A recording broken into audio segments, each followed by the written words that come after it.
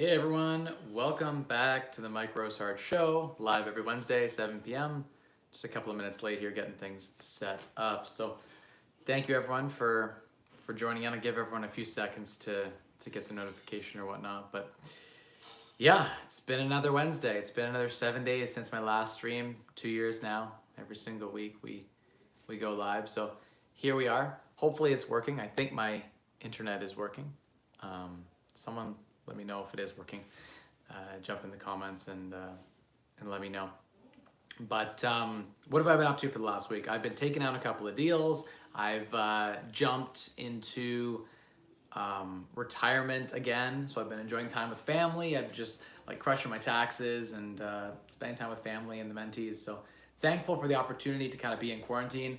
I've not been aggressively growing at all. I took down a few property deals, but other than that, I've just been chilling. So the last week, not much to report as far as updates. We talked last week about the real estate, I guess, world and everything, how it's changing. But yeah, progress update, not too much on my side. I'm hoping this week, given I don't have a ton of content to share as far as like pre-planned content, like I did maybe last week, I talked a lot about, the market crash. And that was a good segue on the four, I guess, indicators of how you would determine if there's going to be a crash and what you look for in a real estate market, over the, over the course of, the next year or two. Let's call it the next 18 months. So that's something to think about. And I think the moral of the story was if you're buying cash flowing real estate, it doesn't matter. All that does matter is that you've built a bit of liquidity up and you're prepared if, things do get worse, that you can always double down. So let's make this a live Q&A. I'll just go off whatever you guys say, and if we finish early, then I'll go chill with the family and watch a show. Ellie, how you doing? Good to see you on. William, great to see you on as well. Anthony, good to see you on. Rob, great to see you on too. And Zev, awesome to see you on. Jim says, hey Mike, can you donate 20 bands? No. Well, it depends, but probably not, no. Wondering if you have to find a buyer in a certain time frame when wholesaling a property. Zev, so I guess the answer to your question is how do you wholesale? Because it sounds like you don't really understand the process. So the idea behind a wholesale, or it's really just an assignment of contract, is you go and you find a property that's, you can actually do this with on-market properties if you're not a realtor. You can just go lock a property up under contract, which means you put in an agreement to purchase and sale, you lock it up with a condition to escape or not, up to you, but you put a property under contract, which means you have the right to buy the property and they can't sell it to anyone else. It's under contract to you. Once the property's under contract to you, you've agreed on a purchase price, you've put in your conditions that you're okay with, your closing date, etc. If you put it in a clause within the offer called an assignment clause, and you write that in, hey, I have the right to transfer the property to any corporation or person that I would see fit and like to transfer it to without your permission. So basically, you have the right to buy this property for X price. Say you offer on a property on Realtor.ca, on a MLS for $200,000. So you buy that property for $200,000, you lock it up, they agree to close on it in 90 days. Now you have this property and maybe you can escape with a financing clause or a partner approval condition, or maybe you can't. But you have a clause in there that says you have the right to assign this property. That's what the idea of wholesaling is. You go lock a property up that you think is desirable, that you think is worth more than what you're paying for it. So you lock it up for 200, and by all analysis measures, you determine the property is worth 220.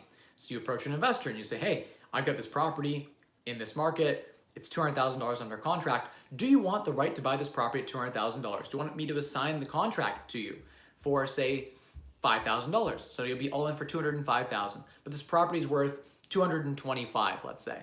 So there's a $20,000 upside for the investor. They're happy. They get to have a property for a $20,000 discount. You've locked up this contract. You sell them the paper. You sell them the purchase contract for an assignment fee. That is the idea of wholesaling. Most people talk about it privately, but you can do it with MLS too. You can go on MLS and just throw in a ton of offers and lock something up. Once you get something locked up, you assign that to an investor and they buy the property. And you get paid a fee for locking the property under contract. I've done some of this. It's a great way to make money. Oftentimes, instead of a wholesale fee, you can get a partnership cut. You can say, hey, I've got this property worth $250,000. I've got it under contract for $200,000.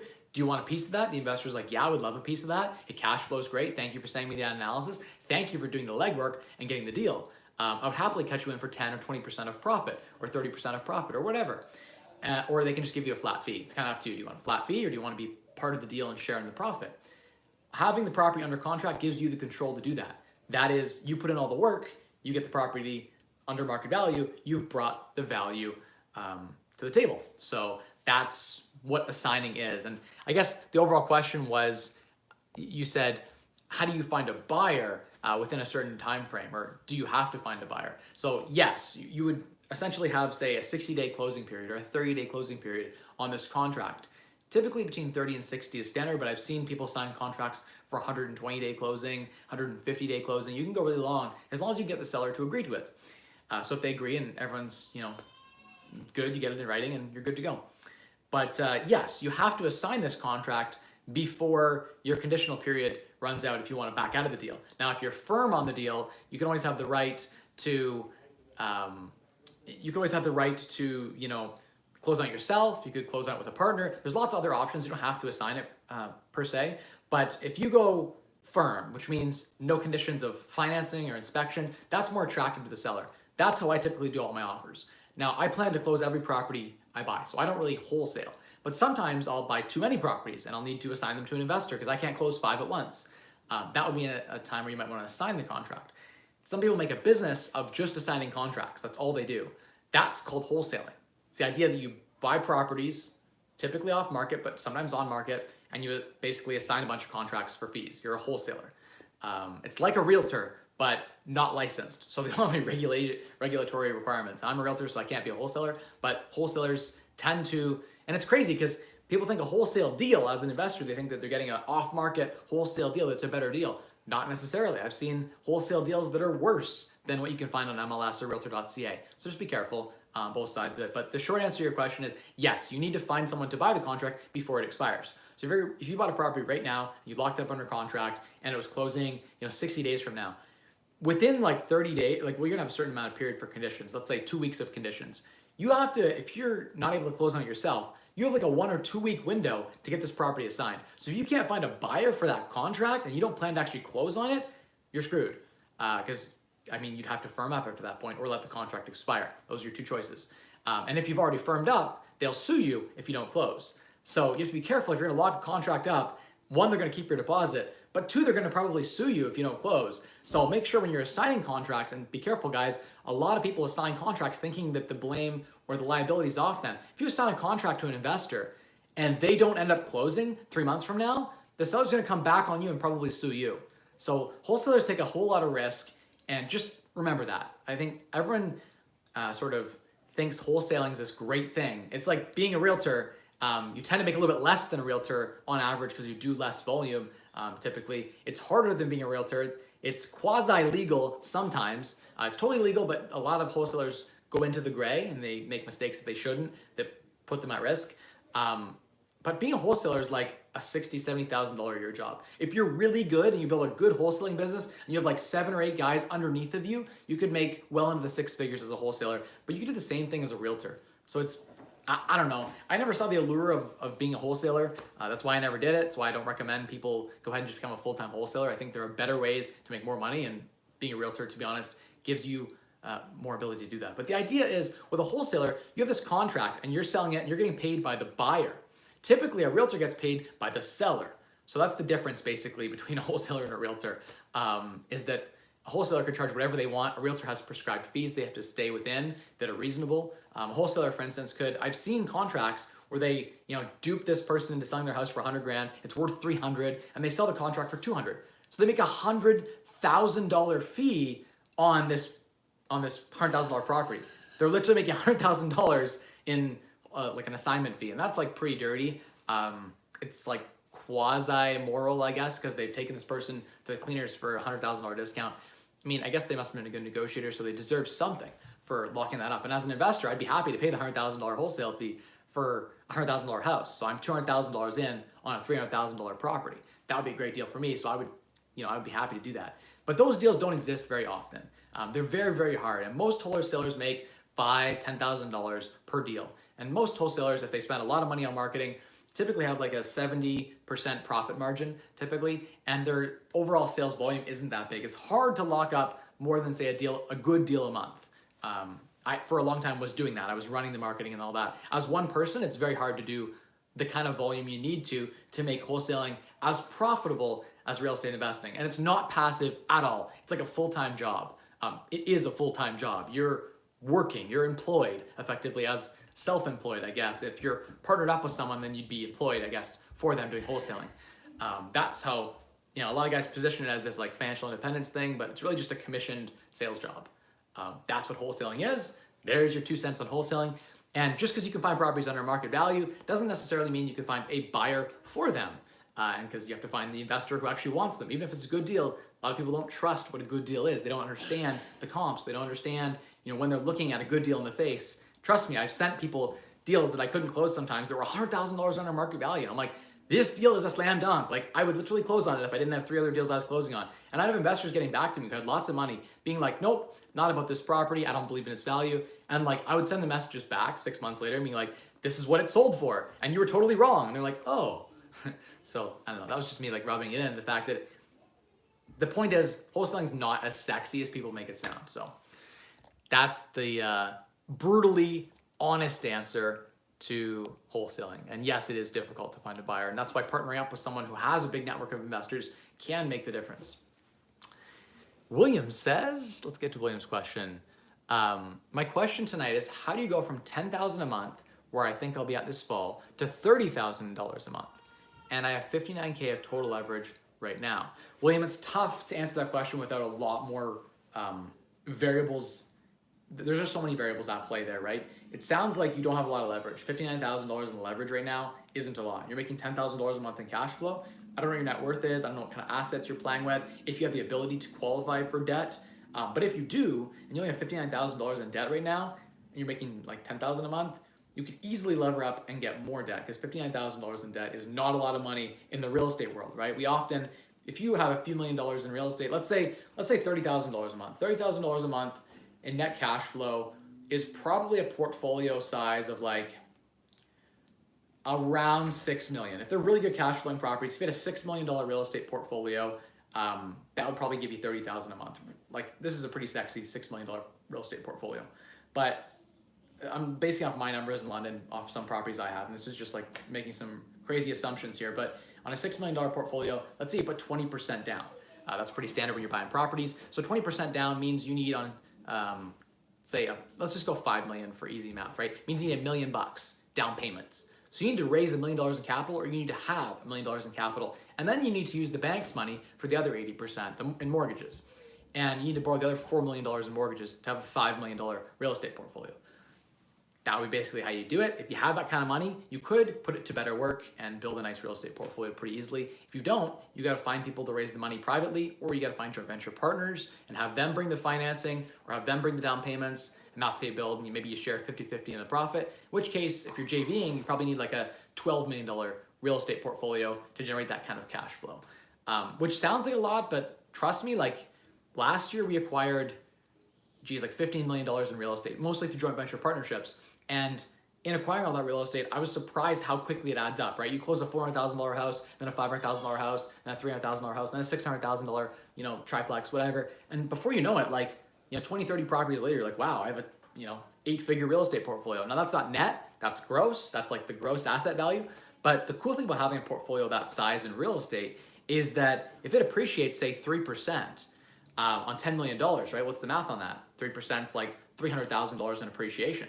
So even a 3% jump in appreciation gives you $300,000 upside. Now, if your down payment is say 20% of that, you've got $2 million in capital on a $10 million portfolio. You just had a $300,000 appreciation jump. That's a good amount of gains. So yes, we invest for cash flow, but appreciation is a nice bonus in building out that portfolio. Myself personally, I am keeping a lot of properties today that I don't even need just for the appreciation upside play.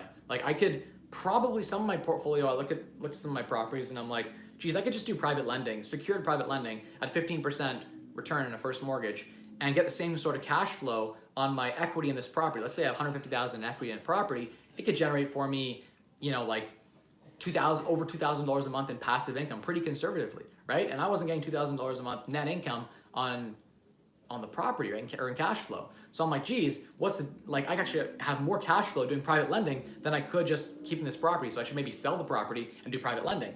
But then when you factor in appreciation, then it sort of goes out the window, right? Because your levered appreciation gives you a way better return. So William, the answer is It depends on your investing strategies. It depends if you want to do private lending, or you want to do it through real estate investing. The thing with real estate investing is you can use leverage, you can use other people's money, you can use the bank's money primarily, a cheap cost of debt to grow and have a lot of cash flow.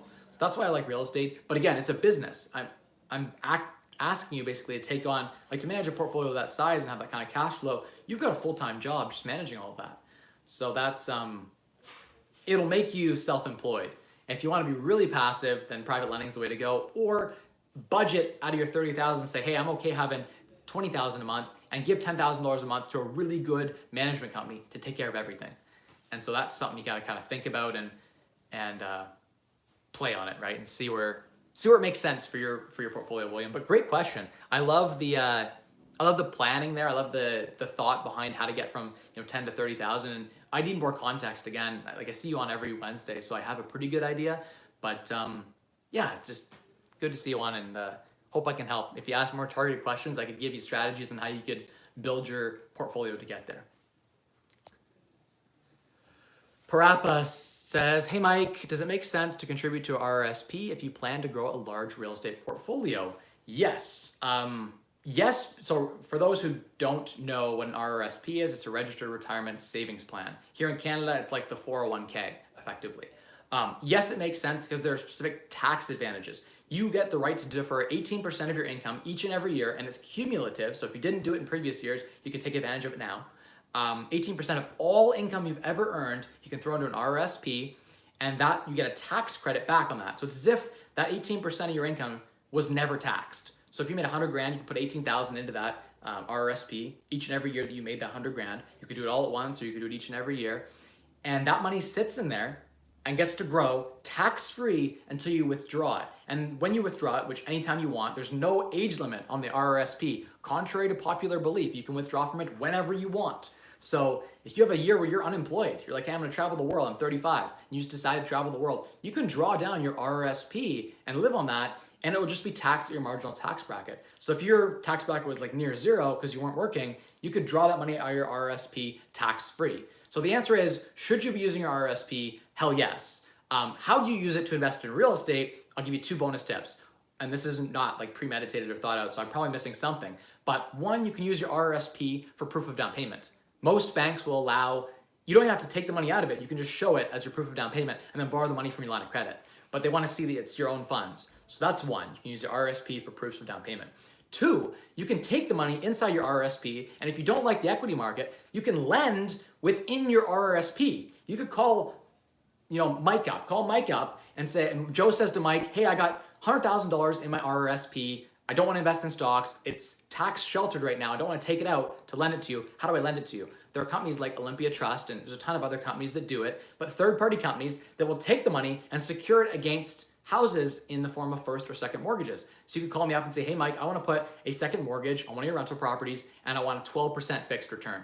Cool. All right. You take the $100,000 in your RRSP and you give it to me through a third-party company. You're using your RRSP to do private lending. And now your RRSP is growing at 12%. All the interest payments that I'm making are going right into your RRSP, and it's growing completely tax-free. So the RRSP is an amazing vehicle. It's like the 401k, but I think it's a little bit more sexy in some ways. Now, I don't know the intricacies of the tax laws between the two countries, between Canada and the United States. I know I have followers in both countries, so for those people following along, you should take advantage of your tax vehicles if you can. Just find a way to leverage them and use them for real estate investing if that's your target.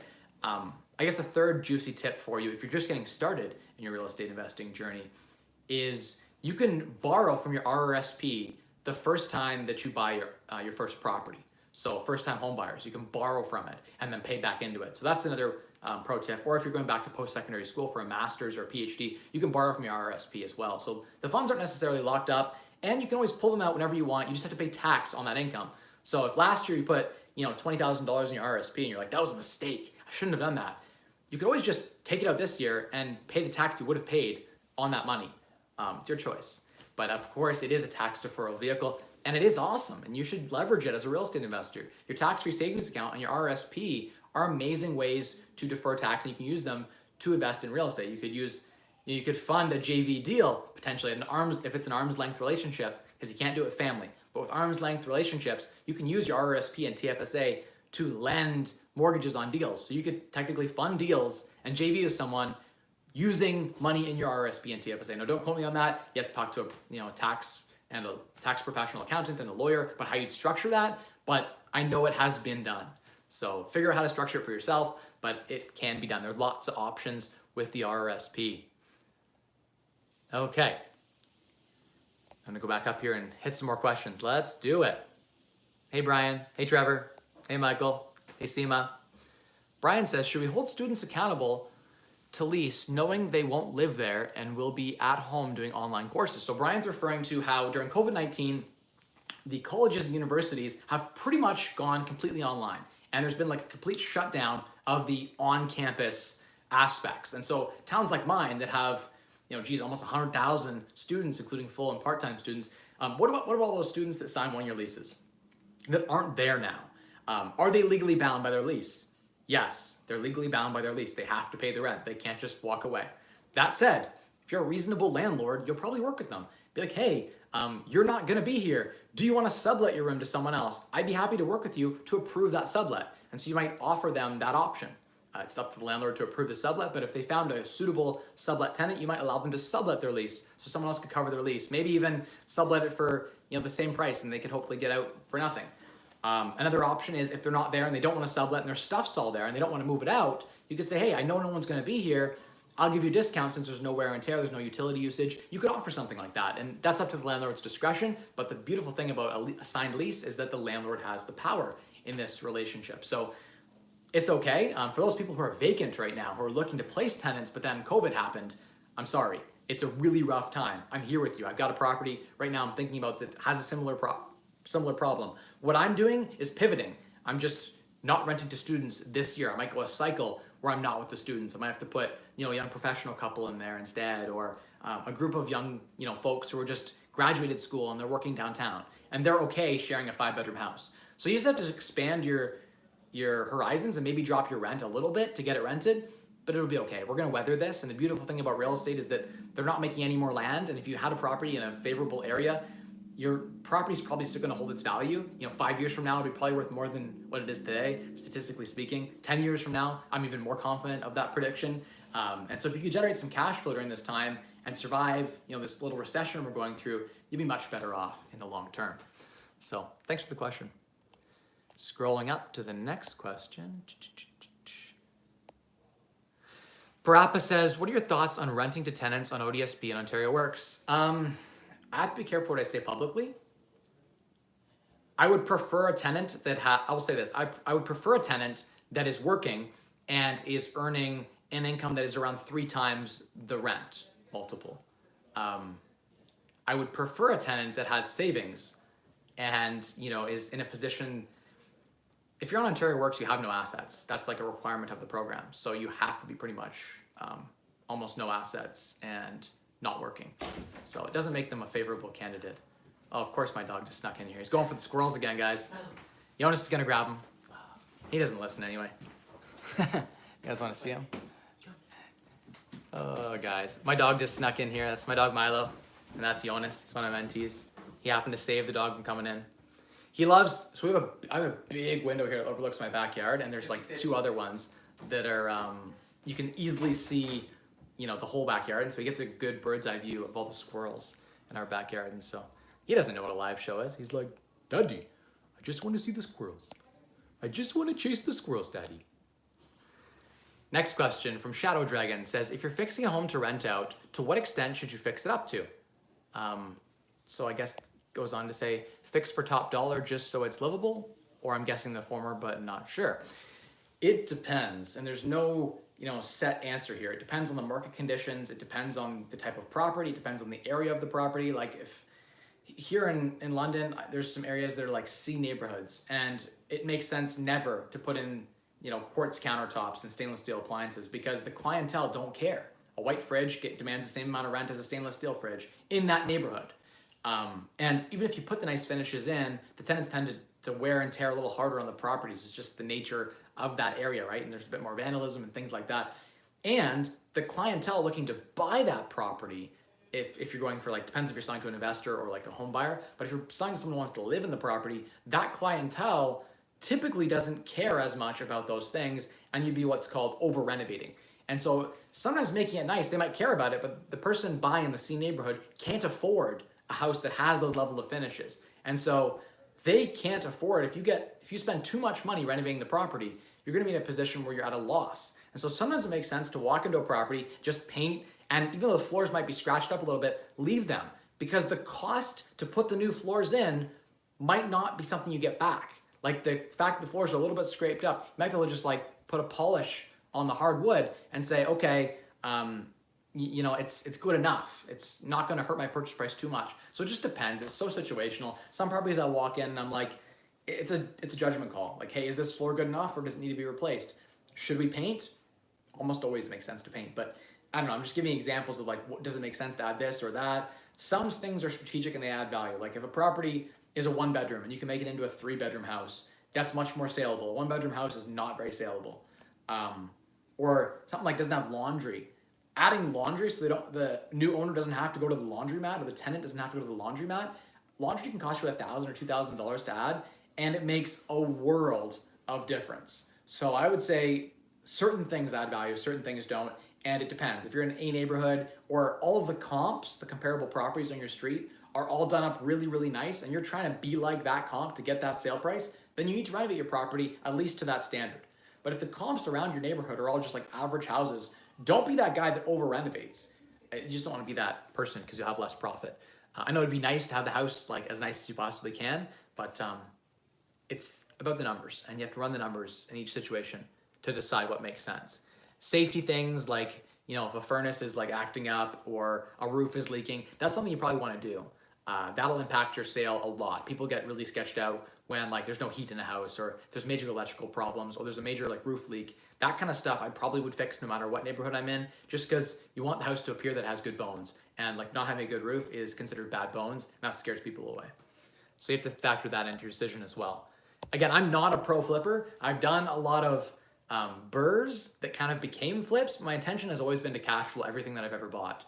I don't really buy to flip. It just so happens that some of my properties have turned out to be flips only because the market was favorable to the renovations that we did. There was such a profit margin. We're like, hey, this is like 10 years of cash flow here. Let's cash that out. So for me, it's about the numbers at the end of the day, and it should be for you too. I think that's the most important part of real estate investing. You've got to enjoy the journey and you've got to enjoy what you're doing as far as buying the properties and selling them and that, but you have to follow the math. Okay, next question. Hey, Mike. Brian, how you doing? It says, what do you think about renting out individual rooms instead of the whole house to get more rent? So I've been down that road. I've rented out rooms versus the whole house. I don't know. My thoughts are, it's a lot more work to rent out by the room, but you can make more money. Of course, it's easier to get one e-transfer and have one lease than have to manage, if one person leaves a room, you have to fill that room again, and like you have 4 out of 5 rooms rented, but you have diversification and you have multiple rooms rented. So you may never have a 100% vacant house. You might have like 3 rooms filled and you're looking to place 2 more. Whereas if you had a full house and the tenants left, you might have like a month or 2 of pure vacancy while you're fixing it up between tenants or whatever. So pros and cons. My personal opinion is renting by the room makes sense if you have a small portfolio, but once you get a little bit bigger, it's a lot to manage, and I don't think it's worth it. But in the beginning, I used to do it, so I'm not going to condone it. If the contract is on MLS, does the agent or the homeowner sign it? So, Michael, no matter what, a sale contract has to be signed by the seller. A realtor can't sign on behalf of a seller. A realtor can only present an offer and communicate the terms to the seller. The seller then has to sign off on those, right? Contract is between a buyer and a seller. A realtor can only facilitate the conversation. They can't sign anything for either party. Whether it's MLS or private, the buyer and the seller must come to terms. What degrees do you have? So, you're talking about behind. I was like, that's a weird question. I went to the Richard Ivey School of Business, which is on the Western University campus here in London, Ontario. It is in my opinion, the best business school in Canada. It has been ranked in the top 40 business schools in the world. It was modeled after the Harvard program. It's case-based learning. It's a very expensive program, the most expensive in Canada by a long shot. So I have a degree in finance and accounting and economics from Ivey. So I'm an IB graduate, and I went to Western and did 2 years in psychology before that. So I studied psychology and business. And yeah, I have 3.5 years, 3 years in the tech field full-time doing consulting as well. So that is my background. And then I guess 9 years now of full-time real estate investing, first on the side, now I guess the last 3 years, like pure full-time real estate investing. But got my 10,000 hours in. So does that make me an expert? I've just spent a few more hours than most. There's still so much more I need to learn, and I'm always learning new things and trying new strategies. The thing is, the market is always changing, and so because the game changes, that's why it's so fun to me. Is that like now this new COVID angle, everything has changed, and so what worked before doesn't work, and the models break. You have to rebuild them and find new angles or new niches to explore. But I'm thankful that I think this is going to be an opportunity for us to make more money than we've ever made before. Those of us investing through COVID in the next 18 months, let's say. So I'm excited about that opportunity. And I think long-term real estate is still strong, and I feel good about that. D How To asks, I remember you were building new homes on empty lots. Can you give us an update on how the new construction is going? Thanks. So yeah, I actually didn't end up building anything. I bought a cottage, and it happened to have a large parcel of land on it, and I bought it with my in-laws. We joint ventured it, and at first I thought about living there because it was on the water. It was, it's beautiful. And we severed it, and I went through the severance process. It was a good experience. I really wanted to learn and try my hand at development. So I went through that whole process with engineers and with surveys and going through all that with the municipality where I had to go to council and they voted on it, and we won. So we got it severed into 4 quarter-acre lots, and I sold, actually today, 2 of them closed. So we closed 700,000 in today, and then we have the other 2 that are going to be closing soon. So we didn't build on them. We just severed them, serviced them, and sold them, including the cottage, which we renovated, turned around and flipped it and sold it. So I sold it and made a good profit. I'm happy about that project's come to an end, the small subdivision. Decided not to build. A number of factors led to that decision for us to sell as opposed to build. One of them is that we're in the midst of COVID, and I'm not sure about market fundamentals long-term with building right now. It wasn't something I felt like going deep into my pockets to fund right now. I felt like having a war chest available for doing deals here was, or I guess cash flowing deals as they kind of open up, was more valuable than the potential profit from building. And I felt like my competitive advantage wasn't in the build space. It's been in like renovating properties a little bit, but more in the deal finding space. I'm good at finding the best deal available on the market, right? In that opportunity, I think that there's more money to be made. And so that's sort of my thoughts on that. But not to shit on builders or developers. I think if you have deep pockets, you can play the game and make a lot of money. And I made some. I'm happy to say we made probably, I don't know, $200,000, more than that probably, over the course of the last year and a half, trying my hand at development. It was a very minor thing. It required probably it was like less than 5% of my overall investment activity. So it wasn't like a major part of my business, but it was a fun thing to try out. And I can say that I have that experience now. Wearing the development hat, I signed a subdivision agreement where we did 4 or more lots as a subdivision. And so that was kind of fun to go down that and learn about that and have that knowledge now for the next projects going forward. So thankful for the opportunity, but didn't end up taking that all the way to fruition. And I'm glad you've been watching, and I'm glad to give an update on that now. Finally, the things have firmed up. I'm able to share, how things have transpired. Next question. I lost my place again. I got to scroll here. Sorry, guys. Bear with me. Be patient. Hey, no problem. Happy to help, Zev. Lindsay says, hey, bro. Happy Thursday. I haven't given you a toilet paper report in a while. Australians have finally realized the beer flu isn't toilet paper related, and we are back to normal.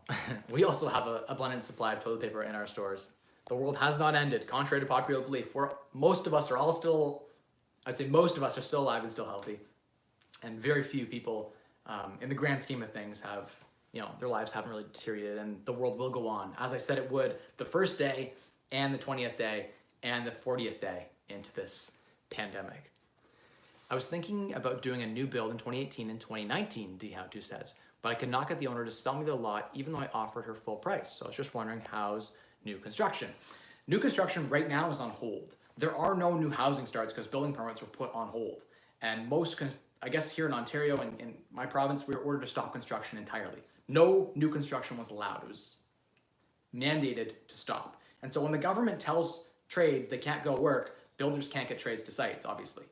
So building just stopped, like right now, obviously. Previous to the COVID, outbreak, I don't know if there's a point talking about it because everything's changed. We're in a new paradigm. But previously, it was a super hot market. There was a shortage of available quality inventory. So if you could build available inventory that was available, that was quality, you could make a lot of money. And so that was obviously something you would do if you were capable and had the financing and could find a good lot and all that and put it all together. There was definitely money to be made. There probably still is money to be made, but my opinion is that I have a friend or I guess an acquaintance, who's a builder, and they have a lot of capital. They tie up like multi-millions into their building operation. And their return on all the money they have invested in their building operation is probably like an 8% return. So they'd probably be better just shutting down as a builder, just taking all the capital they've invested in all these lots and all these work in progress builds, and just investing that in like first mortgages and lending that to investors at like a 12% return, they'd make more. So if that's what the major builders have, like the guys who are building 20, 30 homes a year, then it makes me think that building's not that attractive of an industry to be in. It's very capital intensive, and the return on your capital isn't very good.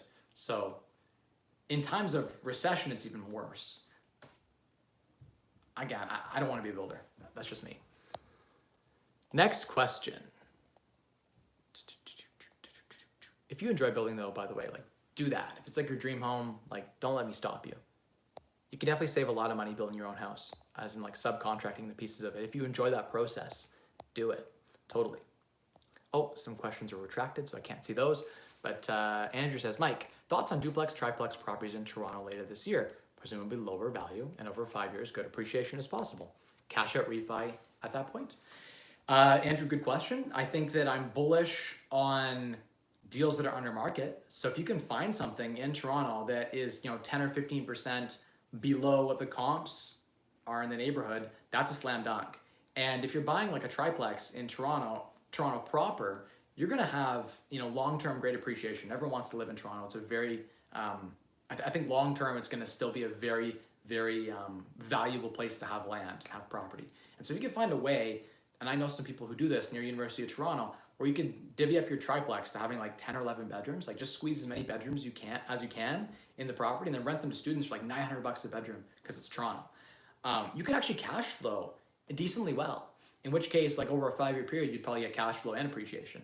So Toronto isn't all off market, or isn't like something I wouldn't invest in. It's just, it's very hard to find good deals in Toronto. You have to really squeeze the deal to make it work. So I guess the answer is Toronto's great. It's a great, strong market, has great underlying fundamentals that are much stronger than, say, London, but the returns or the cap rates tend to be much lower. So you have to find those unicorn deals. And if you can find them, which I think now is probably the best time to find those deals, because international money is like gone right now. There's no immigration, no international money coming in right now. No one's seeing property in Toronto. There's just the local people competing. And even those guys are sitting on their hands and sitting on their cash. So if you're the bold, you're the brave, and you believe long-term we're going to be just fine, which I believe that, then this is the time to be buying when there's no competition. So take advantage of that low competition, and you could potentially snag yourself a deal, even in Toronto proper. Next question. I hate to have to scroll between each and every question. It's so annoying. They need a better software. YouTube, upgrade your software. Param, how you doing? Stolen my name. Will the real Param please stand up? He's the real one. He's the OG. It's true, actually. I think it's Parappa is the first name.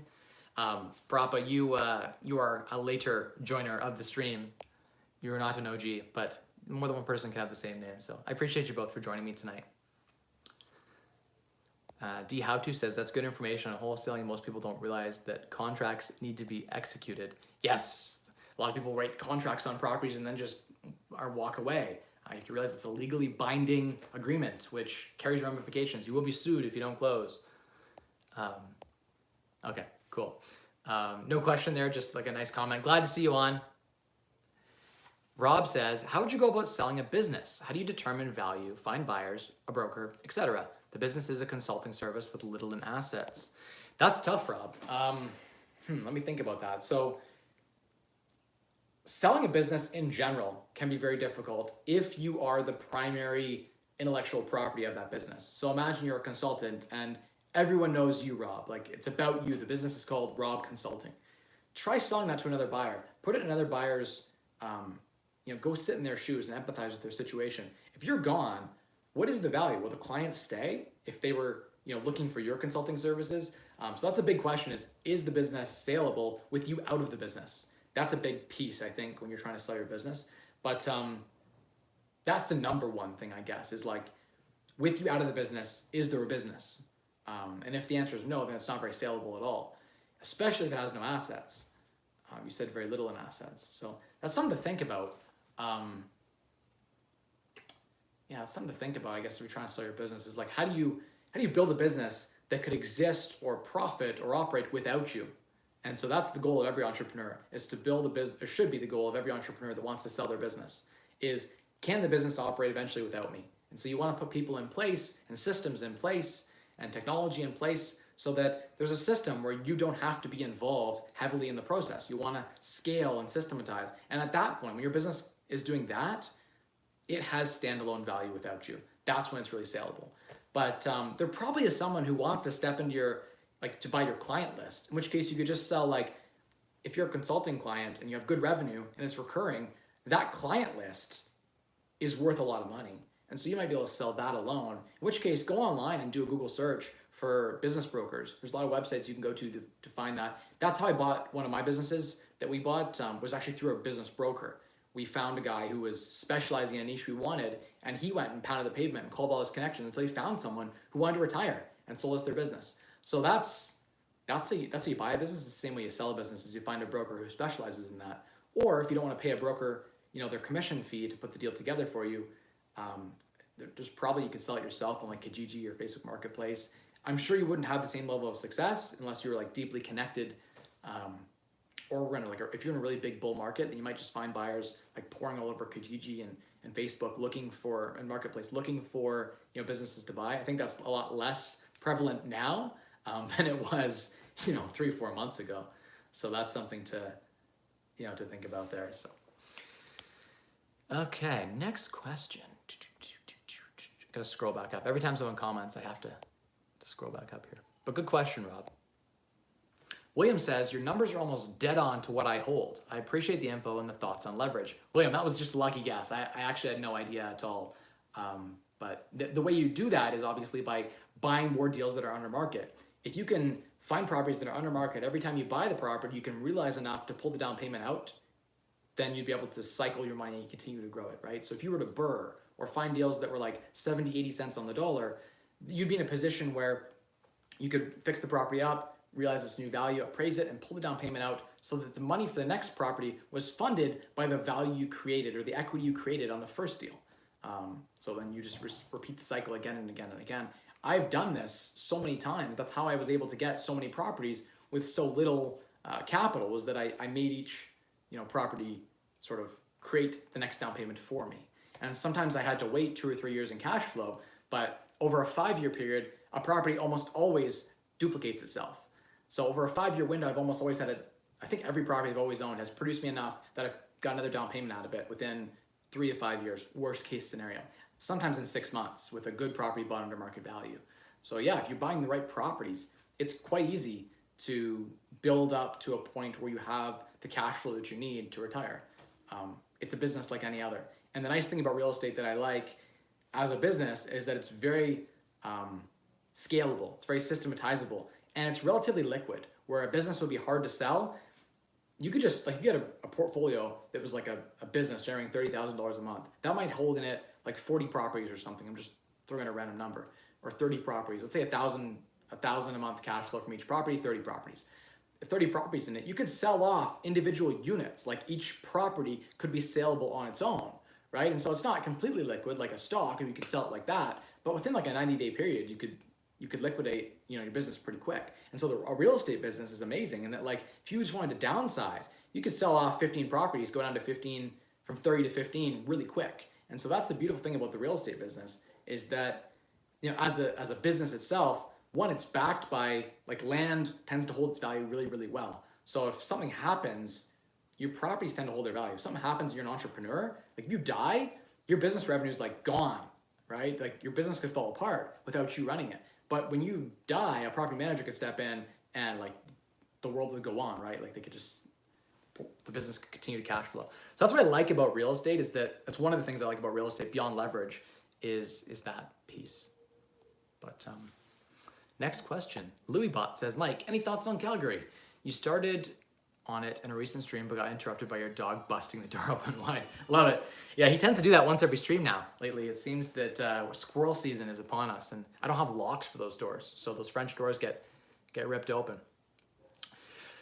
So my thoughts on Calgary. I'm not an expert in the Calgary market. Calgary, Alberta is like, it's so far from here, right? And I don't own any property in the market, so I don't have any market data or any reason to really research the market, but my overall understanding is that the market tends to be, just in Alberta in general, tends to be very tied to the price of oil, right? Because one of the main industries there is the oil sands and like all the stuff around businesses that are revolved around or in some way benefited from the people working there in the oil industry.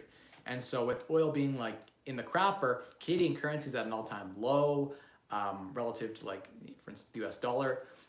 And then of course there's the cost of actually pulling oil out of the ground is pretty darn close to the cost of oil. So there's not a ton of profit there at all. I assume there's a ton of layoffs. I haven't looked at the data. I'm sure with COVID, it's even worse. I'm sure those like camps all got shut down. There's a lot of work camps down there where guys can go make like $100,000 a year and they can work in like the oil camps or whatever, and the mining and all that kind of stuff out there. But I'm sure that that's all shut down. I'm sure that's taking huge tolls on the local market. So probably a good time to buy if you believe long-term that Alberta will pivot and find another industry or oil will come back. That's kind of, you got to bet on those things. So I would assume that in that market, that's what you would find. I know that a few years ago, before there's a bit of a crash in Calgary, things were overvalued in a big way. And I was like, I had friends who were bringing me, some deals there and stuff and just talking about how bad the cash flow was. I don't think it was a good buying opportunity. But if you can find really good cash flow out there now and you live there, that gives you a competitive advantage because you live there. You can become an expert and you're locally, in that market. So I would say if you're living there and it's become a cash flow opportunity market now, take advantage of Calgary. Other than that, I don't have a ton of data on what's happening. You'd have to go do the Google research for yourself. But happy you asked the question. Ishan says, hey Mike, hey, how you doing? Would you max out the TFSA before the RRSP? Louisbot, it depends. So this is more like an accounting tax question, but it depends on your current tax bracket. If you make very little income, let's say you make like $50,000 a year or less, it probably doesn't even make sense to contribute to your RRSP at all.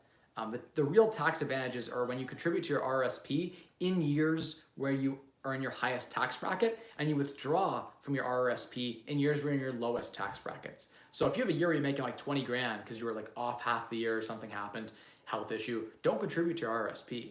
Contribute to your TFSA because the tax-free savings account, or TFSA, it'll grow tax-free, and the money you put in your TFSA is after-tax dollars. The money you put in your RRSP is pre-tax dollars. You get a deduction. So that's the differentiating piece between them. And yeah, if you can contribute to those, you should. I appreciate that, D. How to. I just saw something popped up and said, throw some likes out there. Let's get it. Let's get some likes in there. Appreciate that. You gotta give me one thing. I'm definitely consistent. Each and every Wednesday for like 2 years now, I've not missed a stream. We were in Newfoundland on vacation. I've been in Orlando doing like half vacation, half work. I've been, all around. Wherever I am, I always go live. I just pull up my phone and go live for you guys. So you gotta appreciate that I'm consistent every single Wednesday. Even when I stopped doing the Saturday videos because it was just too much to do the thumbnails and everything. I stay consistent on the Wise Well show every Wednesday. So I appreciate those people who are also consistent in tuning into the show, or at least catching the replay. It means a lot.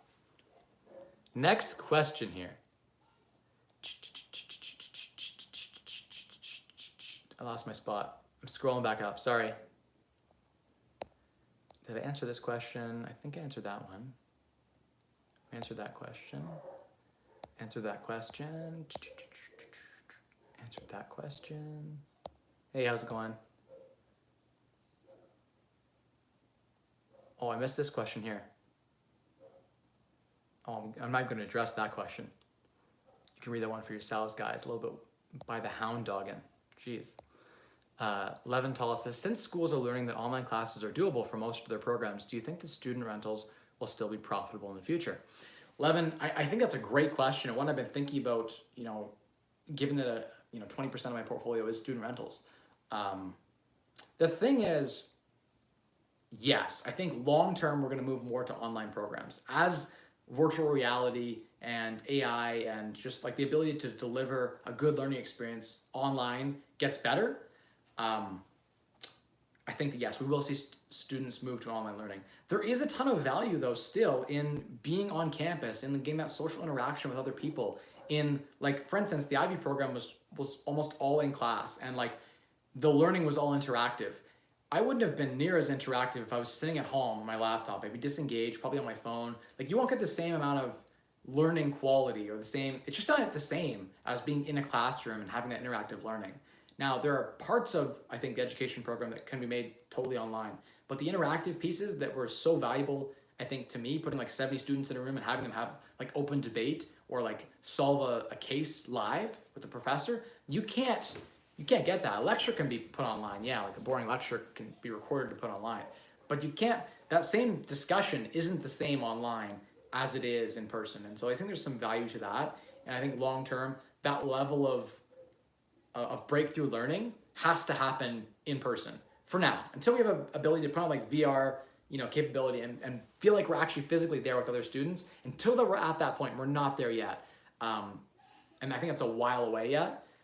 I think that it will still be in class. And so, yes, a percentage will pull away from the traditional in school. And I think that we'll see enrollment numbers drop probably.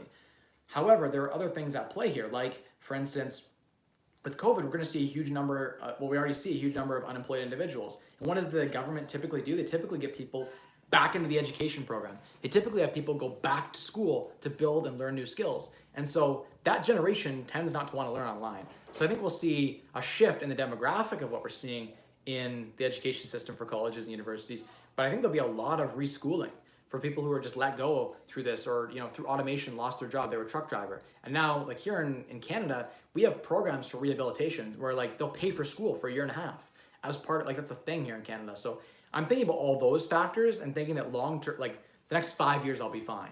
But at the same time, if I'm buying more student rentals, or I'm thinking about whether or not to keep my student rentals, I have to think, hey, this 6-bedroom bungalow that I have, 3 bedrooms in the main floor, 3 bedrooms in the basement, how do I make sure this property would thrive not as a student rental?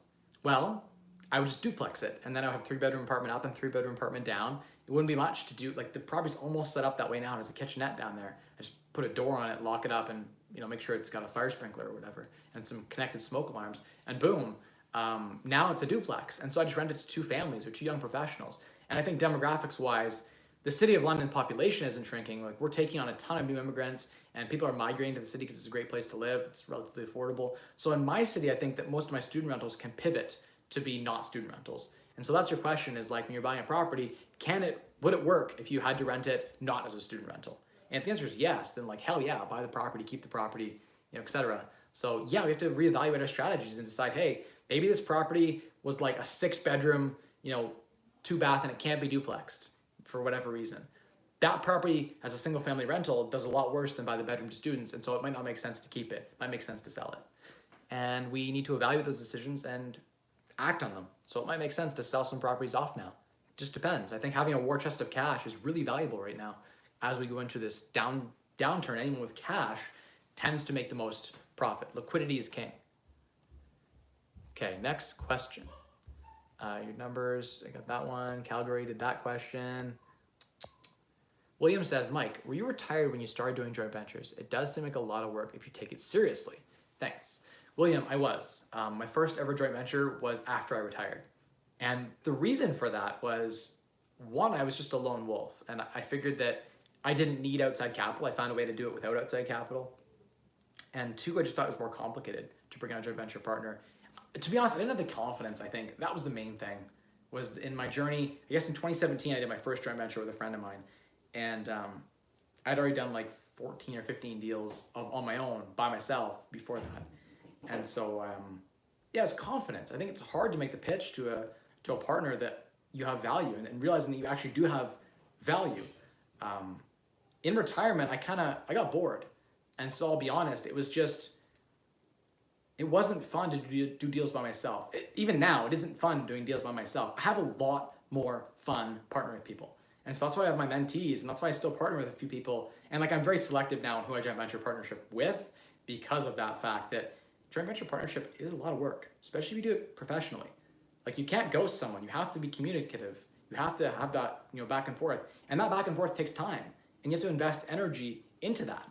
And so yeah, if you have a lot of joint venture partners, that's a lot of time. And to scale a big portfolio like you're talking about, William, it takes a lot of investment and a lot of time to manage all those relationships. So have few joint venture partners. That's the key takeaway. And make sure you vet your joint venture partner so that there's someone you want to work with. There's someone that are like, I prefer personally someone who's easygoing. Like that's one of my things that I look for. And just like enjoy the journey. I think you get to a certain point where like, for me, joint venturing was just about, I love the game of real estate. And I love to play it. But in retirement, it wasn't fun to play it by myself. And so like, I don't know, for me, it's just more fun having a partner. I just enjoy it more. It's more work, William, but I like talking through my plans with someone else.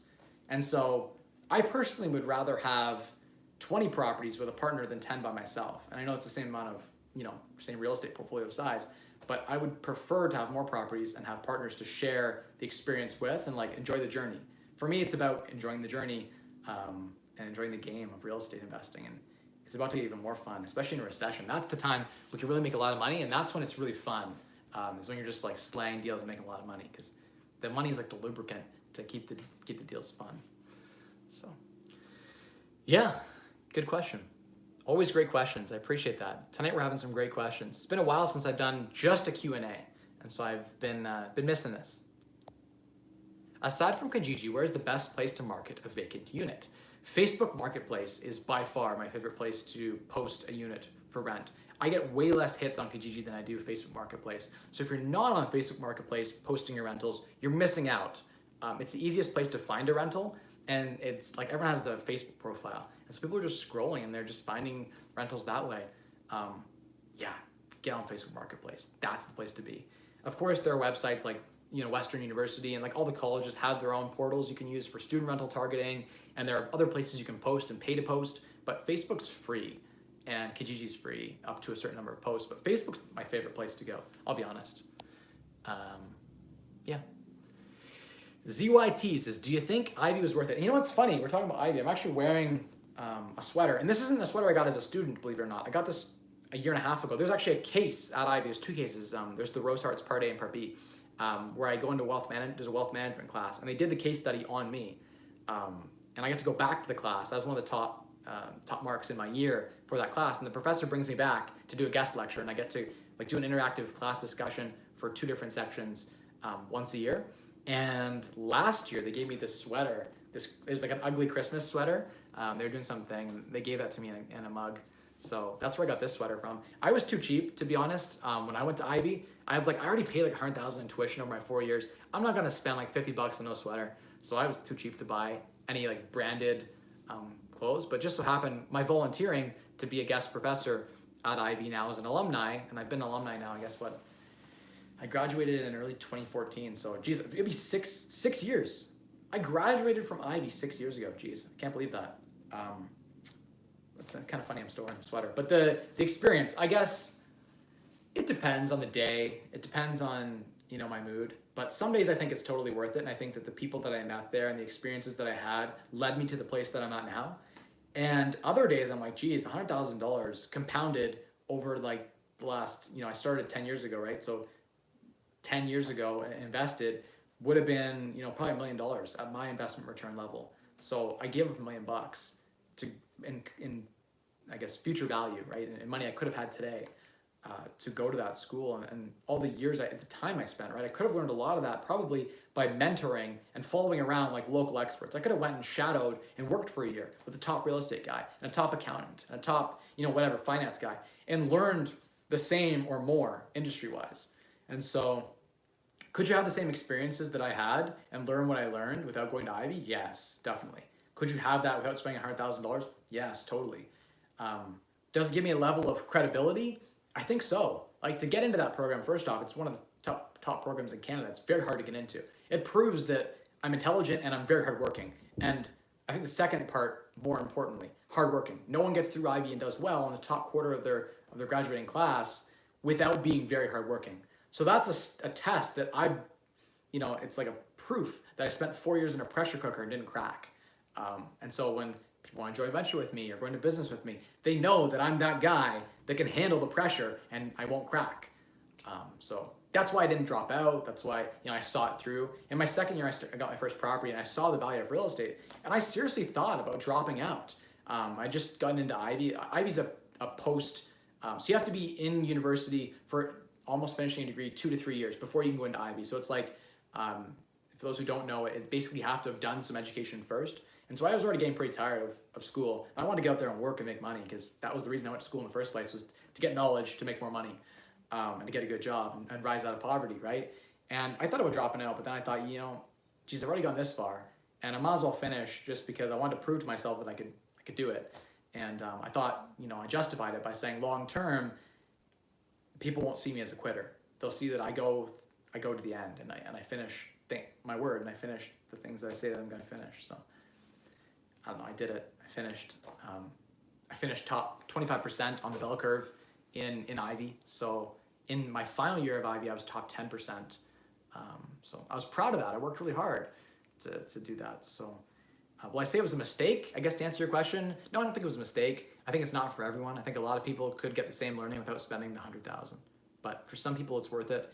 And I think that it is definitely something that will boost your resume. It will help you. But they talk the program up to be better than it is. You're not just going to walk into a $100,000 a year job upon graduation. Like, it just doesn't work that way, especially if you're going to be in the bottom half of your class. And remember, everyone at Ivy is like relatively smart because they had to get into the program, right? So these are all A students in the whole program. So the worst of Ivy is still like an A student, typically. There's exceptions to that rule, trust me.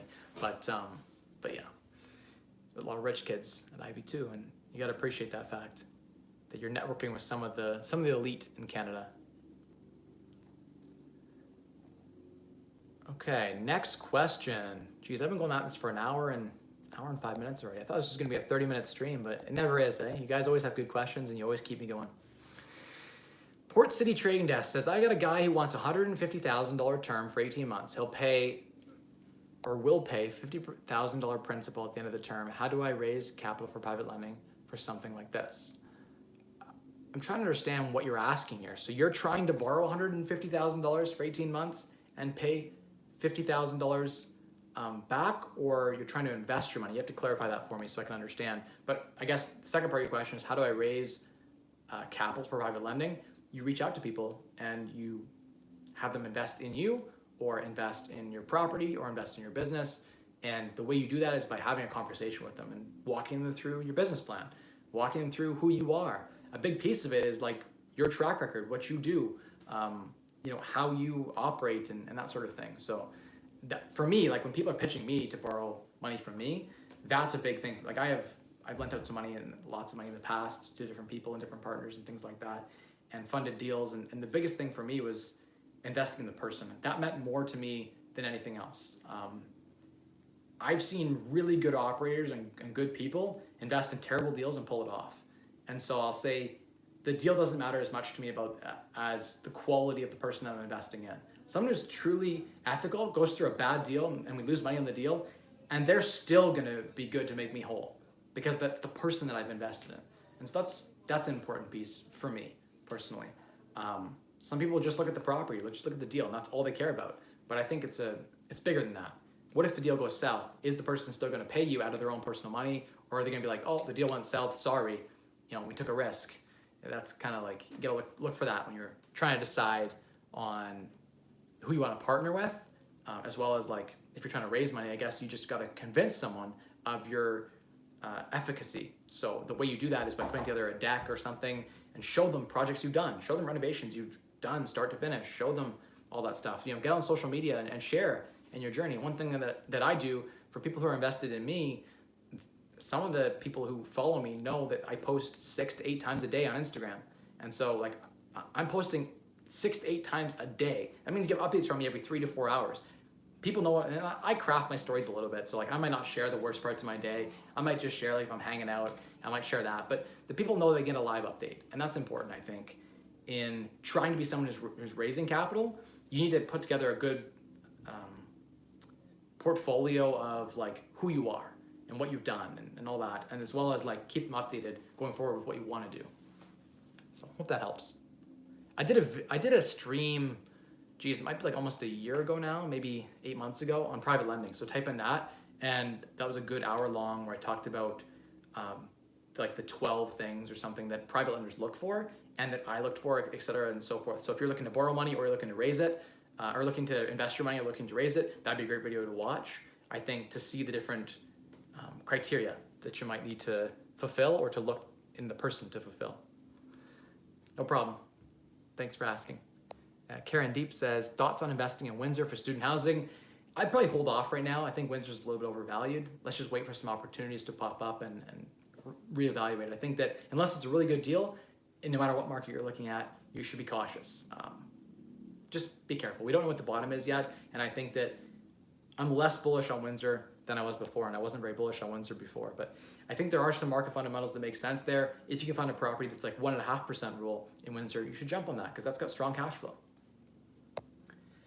How do you get over the fear of a large mortgage buying your first rental property? Elliot, the way you get over the fear of a large mortgage is you rest in the fact that you've bought a property that has good, solid market fundamentals that's going to hold its value long term. And so long as it holds its value long term and provides tons of cash flow, the mortgage is paid for by the tenants. So you don't have to pay the mortgage. The tenants are going to pay the mortgage through the cash flow, and you'll have positive cash flow left over in case tenants don't pay. You still have a margin left over to pay your mortgage. And then knowing the building is worth good money, and going to hold its value and be worth that for a long time. If something were to go south with the cash flow, you can always sell the property at any time and pay off the mortgage and get your money back and hopefully a profit. So if you're smart on the buy, then you shouldn't feel concerned about a mortgage at all. Like when I buy a property for $300,000 that's worth $400,000, I'm not worried about putting a $250,000 mortgage on it because I know it's worth $400,000. You'd be nervous if you were buying a property at $300,000 that's worth $290,000 and you're putting a mortgage on it for $250,000. Then you're like, geez, these margins are pretty slim. I didn't do a good job on the buy. Or if it didn't have good cash flow, you might be worried about making those mortgage payments. But if it does have good cash flow and it's a duplex, let's say you got multiple tenants paying you, that would reduce your risk and your fear. And so you rest in the numbers. For me, that's always been a sure thing, is like the numbers provide me comfort. I'm staring at that Excel spreadsheet, I'm like, I'm good, I'm protected, then I move forward. So as far as like the mental aspect of it, just root in the fact of, hey, you've done your numbers, and if you have done your numbers, hopefully, you'll know that there's good cash flow there. Congratulations on selling the lots in the cottage. Hopefully the other two sold when you're ready to sell. Thanks, appreciate that. Hey, Sony, good to see you on. I gotta go rapid fire because we got a lot of questions. Are you ready, guys? The lightning round. Price and pride. How often do you reevaluate your property managers? Do you get feedback from your tenants? I've actually done that recently. Went around and got some feedback and got terrible reviews from one property manager that we still have, so I don't want to talk about that too much. But I haven't found a good property manager, period. Like none of the problem is the property managers that get to scale have hourly employees that make like 20 bucks an hour. And those people don't care. They don't go home at the end of the night and be like, I'm worried about this property's dryer not working. I'm worried about the fact that this faucet is dripping and it's costing the landlord 50 bucks a month in water. They just don't care. That's been the problem with property management in general. I experienced it when I had salaried employees that just didn't care, and when I closed it down and outsourced it, I realized the same problem. There just isn't good property management. There's different degrees of shit in the property management field compared to what I think property management should be. The best property managers I've found have small portfolios.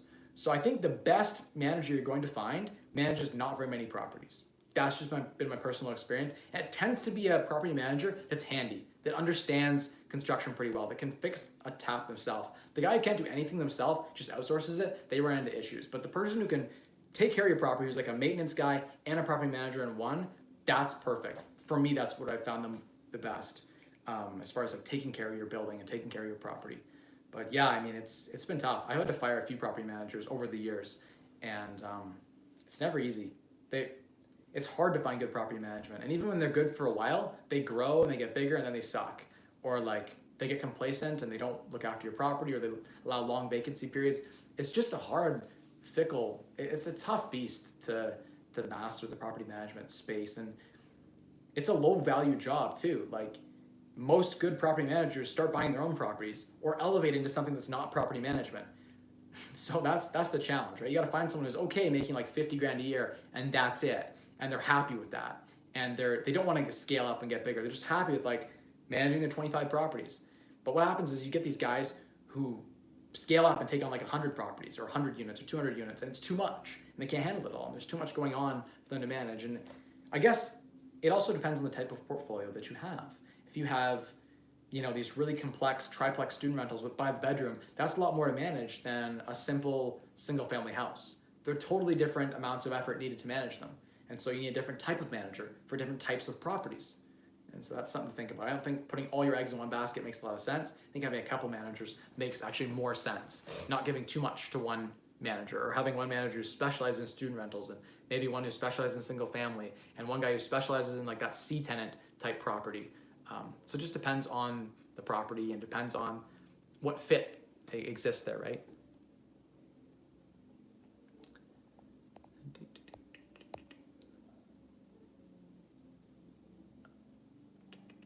Good questions. One last question. What is a reasonable cost to rewire a 1,500 square foot house? Rough estimate. Thanks again. William, it just depends on so many factors. It's so hard to quote it out. I used to have a guy who would say it was $45 a fixture to add like plugs or switches or lights. It was just $45 a fixture flat. So like adding a light to a room is $45, and then $45 for the switch. So it was like $90 to add that, right? And then if there's like a panel, it was like $1,500 on top, between like $1,200 and $1,500 to add a panel.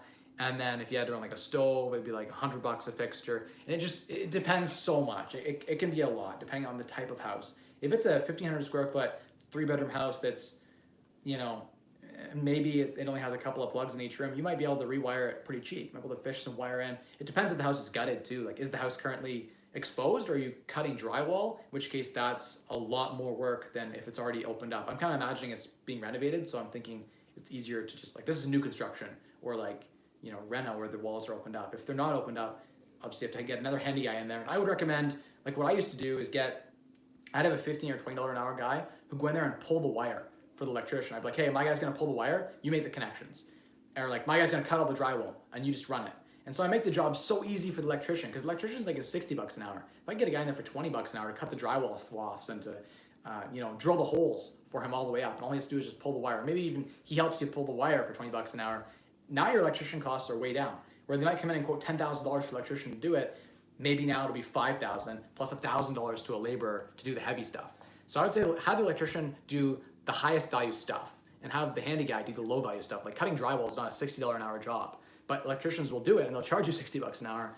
So that'd be something if you're trying to save money, William, there's your pro tip, is get someone to kind of work with them and keep the cost down. Like almost like an apprentice sort of, but your own guy you can pay hourly or something like that.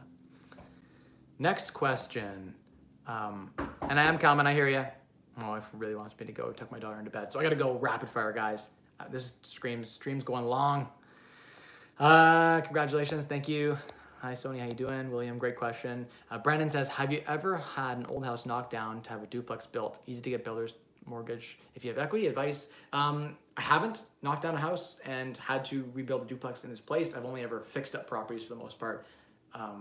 Yeah, it's never made sense for me I've never bought a property that it made sense to tear it down. Almost always makes more sense to fix the structure, because the permits take like a year there's a lot of time and holding costs trying to tear something down and then rebuild. I've always found it's cheaper just to add on or fix up what's already there, almost exclusively. So no, I haven't had the opportunity to do that. But good question. I think that if you had equity in it, a builder's mortgage is doable. The problem is the loan to value isn't so great, and they're very complicated to set up. I know people that do it when they build their own houses, they get the builder's mortgage and it can work out all right. I think it's easier to just fix up a house that's existing and then refinance it. That's been my play. What would you say is the best way to start networking? Through groups, paid or meetups, or just by connecting with agents and brokers and wholesalers? Steve, I have never paid for mentoring, ever. I've never paid for coaching, ever. I've gotten a ton of free coaching and mentorship, by providing value. I've followed someone around for a day and learned their strategies, or I've provided value in some way and they provided value back to me. And I've shadowed and talked to tons of people in the market to learn how they do what they do. But I've just done it for free by going to free networking groups and meeting the people there and staying till it closes at midnight to get numbers, and then going to coffee with those people after, or taking someone to lunch, and it cost me $30 for a lunch, but now I picked their brain and got 2 hours of free coaching.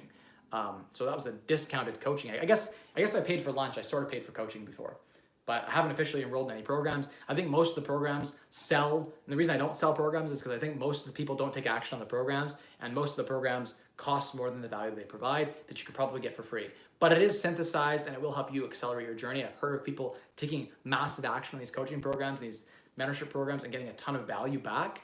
My mentorship program is free because it's just a win-win. They provide value to me, I provide value to them, and that's just how we do it. But I guess one way for someone to provide value is to give you money for coaching. So there's nothing wrong with that per se, but I just haven't taken advantage of that. Hit the like button. Thank you for that. We'll slide that in now. Hey, been watching your videos for a couple months now, new subscriber. I'm 34, I have $110,000 in an RSP and $60,000 in a TFSA, and I have $15,000 to play with. Would love to retire early. What would you suggest? It depends, Jane, but I definitely get that money getting to work for you. So you have $110,000 plus $60,000 is $170, plus another 15. You have lots of money you could put to work.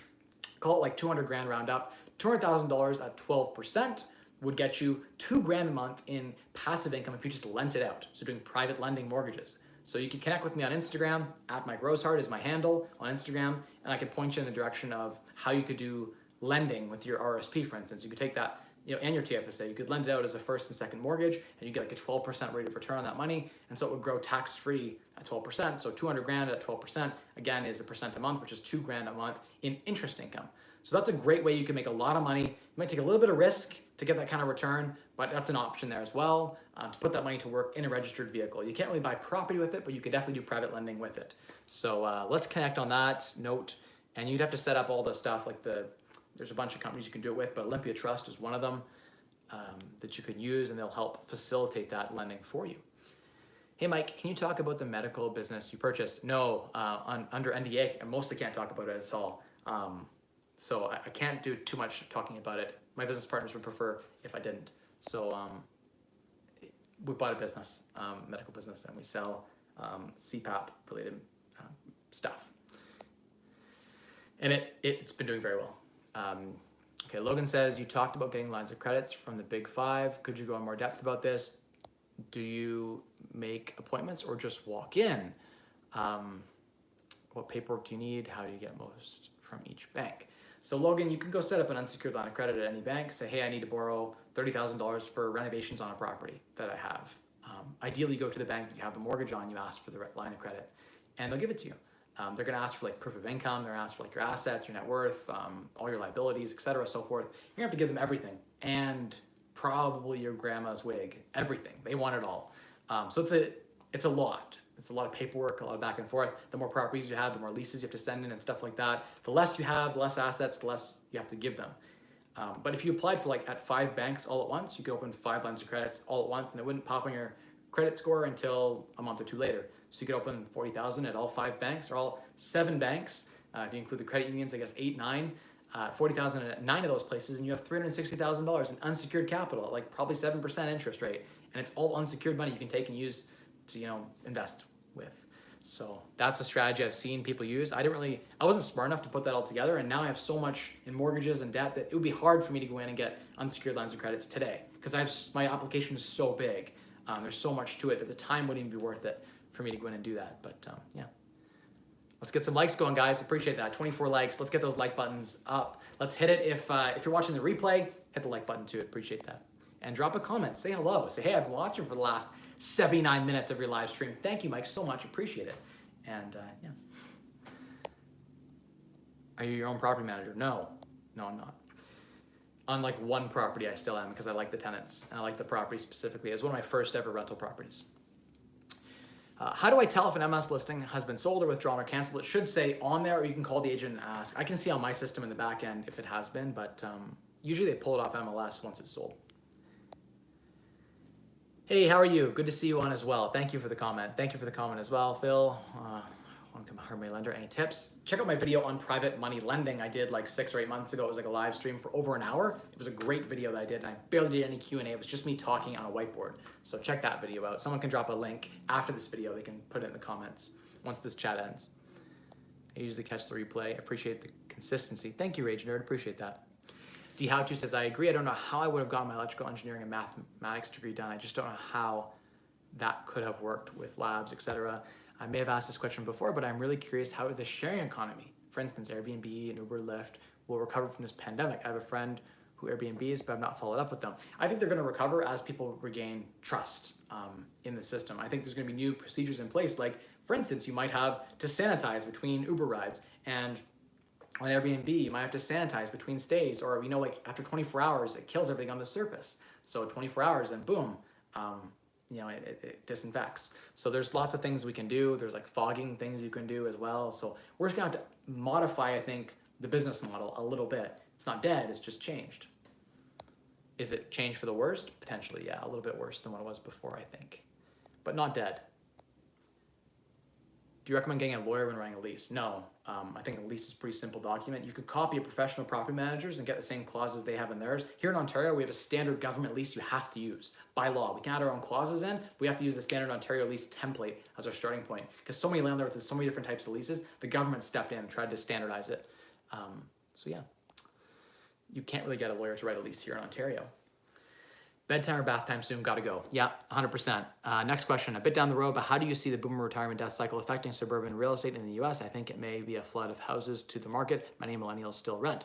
Trevor, I think that the immigration is overall up, and so there are more people coming in to take the place of the boomers currently than, populations are rising, right? So there are more people coming in to take the place of the boomer who's retiring. And boomers are living longer than they ever have, and boomers tend to be more wealthy because one of the wealthiest generations. So, maybe they'll stay in their houses till they're in their 80s. Who knows? They might get home care. And life expectancy is rising, so people are living longer than they ever have.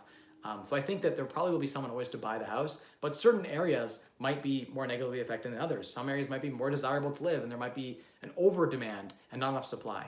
So it just depends on so many factors. My last video, the 4 indicators of how real estate market will perform, thought through a lot of this. Do you invest in the stock market as well? Yes, I do. I have a stock portfolio.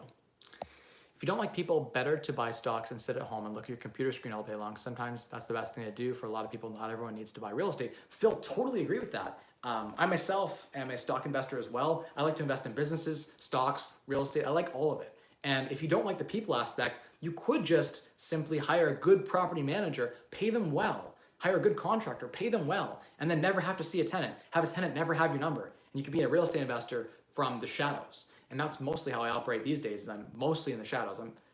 I come out of the shadows more than I would like. I wish I was more of a vampire, and I wish that I was afraid to get out of the shadows, but I always have to step in and solve the messes of the management, I find. But yeah, ideally we are in the shadows. That's the ideal way of doing it. Thank you, Elliot. Thanks, Rob. Appreciate that. Always great value in the sessions. Appreciate it. Yep, great points. 12 unit in Central Florida, Winter Haven area. Too small for you to JV with me. I currently have, is it 12 unit in Central Florida, Winter Haven? Too small for you to, no, I've been to Winter Haven, actually, believe it or not. We spent some time there. Hit me up on Instagram. I might be interested. If the numbers work, and hit me up. If there's an opportunity there and we can make it work, I'm happy to look at it. Yes, please. Appreciate that. Thank you, Logan. Thank you.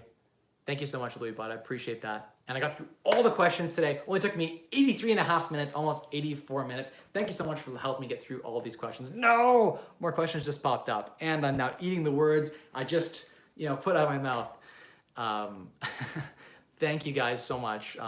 Zach, appreciate the comment as well about, getting on here and listening to the live and hearing me, talk at a million miles an hour. I'll give you your last question real quick. Would you advise 2 properties or 1 for a first-time investor, both fixer-uppers? Devendra, I think that, did I spell that right? Devendra, I guess? I probably didn't pronounce that right. Sorry. It depends. I think that you should probably ease into it. If it's your first ever property, why not just buy 1, and then if things are going really well, buy a 2nd and a 3rd when you refinance the first one and it goes well.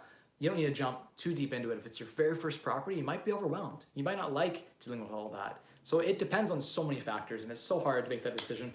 But the secret to to unlocking a wealthier you. As you guys know, it's the cornerstone of my entire channel.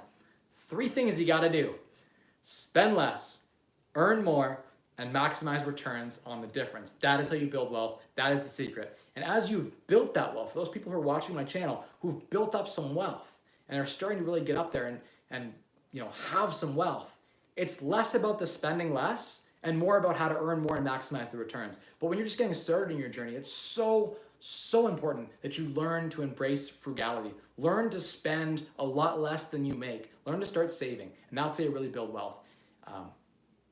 But that's the message I have for you guys today, as I have for every single Wednesday. I've been live consistently. I appreciate all you guys in the replay. Jump in the comments and tell me that you appreciate this video, and hit me up on Instagram. I'm like Rosehart if you want to connect about whatever it is you want to connect about. Thank you all so much for watching. It's been a great stream, and I appreciate all of your viewership, and I'll see you next Wednesday. Have a good night, everyone. Family time. These helium balloons, they're still halfway floating. They don't float to the ceiling, but they're still kind of floating. That's from March, for my daughter's birthday. Bye, everyone.